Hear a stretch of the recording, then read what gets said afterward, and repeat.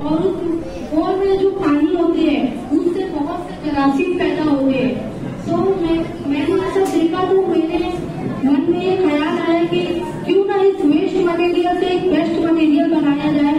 तो मैंने मेरे प्यारे असातिज़ा और यूट्यूब पर से और दोस्तों वगैरह से जानकारी निकाली कि हम ये वेस्ट मटेरियल से कैसे बेस्ट मटेरियल बनाया जाए। इन्हें सुखाएंगे, फिर उसे स्टील ड्रम में भरकर जलाएंगे, फिर इसको ठंडा करेंगे। ये 3 से 4 घंटों में कार्बोनाइज हो जाएगा।